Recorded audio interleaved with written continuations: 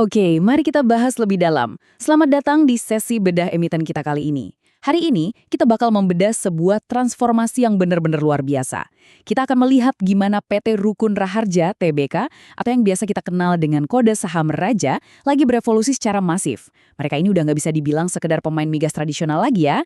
Di tahun 2026 ini, mereka sedang bertransisi penuh menjadi raksasa infrastruktur energi terintegrasi yang sangat progresif. Perjalanan kita hari ini bakal sangat terstruktur dan padat daging. Kita akan mulai dari kinerja keuangan kuartal pertama 2026, lalu kita bahas rencana stock splitnya, lanjut ke proyek pipanisasi BBM, ekspansi hilir LNG, diversifikasi ke EBT dan SPAM, sampai akhirnya kita tutup dengan ngomongin prospek dan risiko valuasinya. Langsung aja yuk! Bagian 1, kinerja keuangan kuartal pertama 2026. Kenapa ini penting? Ya, karena sebelum kita bicara soal visi masa depan yang muluk-muluk, kita kan harus tahu dulu seberapa kuat fondasi finansial mereka hari ini. 145,5 miliar rupiah. Ini adalah angka laba bersih yang berhasil dicetak Raja hanya dalam 3 bulan pertama tahun 2026. Bayangkan, ini adalah starting point atau basis awal yang luar biasa solid buat mereka bermanuver sepanjang tahun ini. Dan yang bikin geleng-geleng kepala, ini mengilustrasikan dengan brilian banget gimana profitabilitas mereka itu melonjak. Kalau kita bandingkan dengan periode yang sama di tahun sebelumnya, yang ada di angka 111,6 miliar, ini tuh lompatan laba bersih lebih dari 30%. Terus tahu nggak yang bikin ini tambah istimewa? Lonjakan laba ini terjadi di saat pendapatan kotor mereka secara keseluruhan sebenarnya sedikit turun. Artinya apa? Efisiensi operasional mereka jalan, ibarat mesin yang kerjanya makin optimal dan margin keuntungannya makin tebal. Jadi, dari mana datangnya stabilitas ini? Nah, kutipan dari analisis fundamental ini merangkum semuanya. Kemampuan operasional di sektor hilir adalah jangkarnya. Di saat sektor hulu migas itu penuh gejolak dan fluktuatif, infrastruktur hilir inilah yang jadi mesin pencetak arus kas yang stabil dan bisa ditebak. Inilah penyangga utama yang menopang kuat pertumbuhan laba bersih konsolidasi mereka. Oke, masuk ke bagian 2, rencana stock split 2026. Ini nih, aksi korporasi jangka pendek yang kayaknya paling ditunggu-tunggu sama teman-teman investor retail. Nah, yang benar-benar menarik dari aksi ini adalah matematika di balik pemecahan saham atau stock split 1:5 ini. Nilai nominal saham yang tadinya Rp25 bakal dipecah jadi Rp5 per saham. Otomatis, jumlah saham beredar yang tadinya sekitar 4,2 miliar lembar bakal membengkak drastis jadi lebih dari 21,1 miliar lembar. Ibaratnya, kuenya dipotong jadi porsi yang lebih kecil-kecil, tapi jumlahnya jadi jauh lebih banyak. Kalau Anda ngikutin pergerakan saham Raja, catat baik-baik timeline krusial ini ya. Pengumumannya kan sudah dilakukan tanggal 13 Mei. Nah, persetujuan finalnya ada di RUPSLB tanggal 23 Juni. Puncaknya, kalau semua lancar, perdagangan saham dengan harga baru yang udah di-split ini bakal resmi dimulai di bursa pada 16 Juli 2026. Terus, pertanyaannya, buat apa sih manajemen repot-repot melakukan stock split? Alasannya simpel banget sebenarnya. Mereka mau meruntuhkan hambatan harga beli. Dengan harga per lembar yang jauh lebih terjangkau, saham ini otomatis bakal lebih liquid. Volume transaksi hariannya berpotensi melesat dan pastinya menarik lebih banyak partisipasi dari investor retail domestik. Yang paling penting diingat, aksi ini sama sekali nggak mengubah sepeser pun nilai fundamental atau kapitalisasi pasar perusahaannya. Lanjut ke bagian 3, proyek pipanisasi BBM raksasa.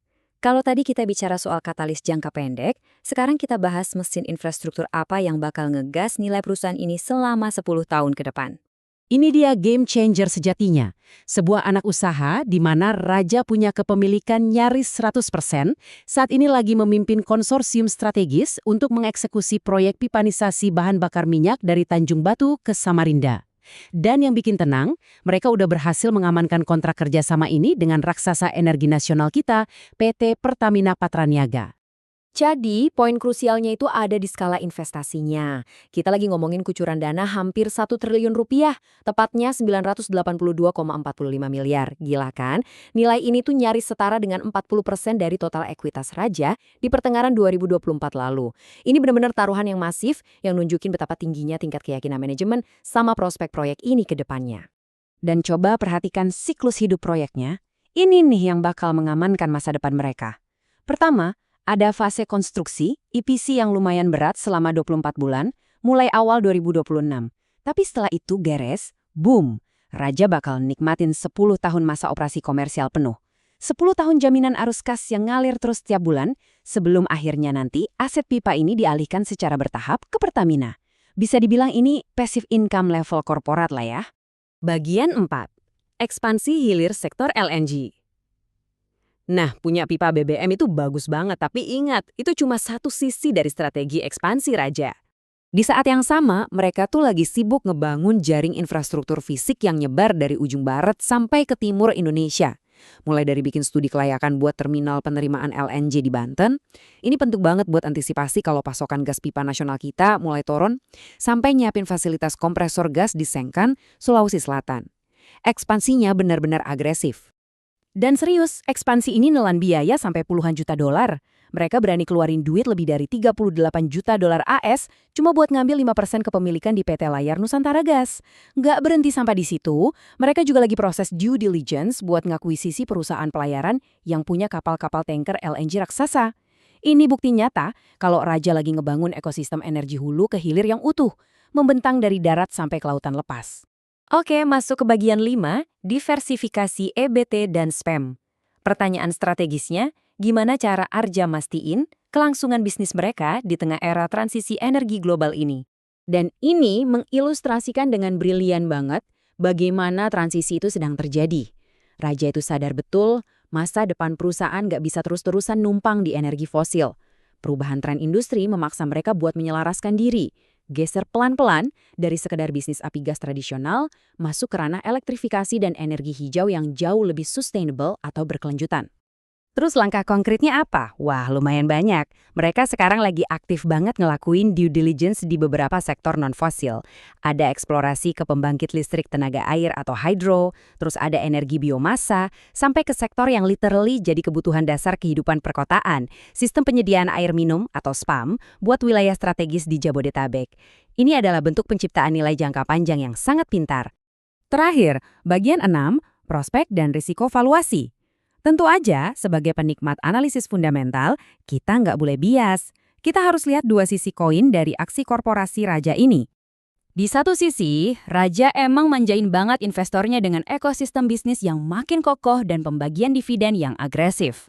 Tapi di sisi lain, saham Raja saat ini tuh dihargai lumayan mahal.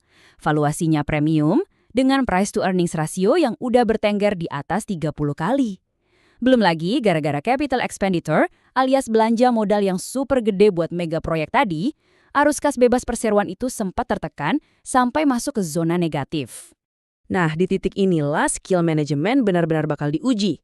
Punya valuasi premium dan utang belanja modal raksasa, itu artinya eksekusi adalah segalanya.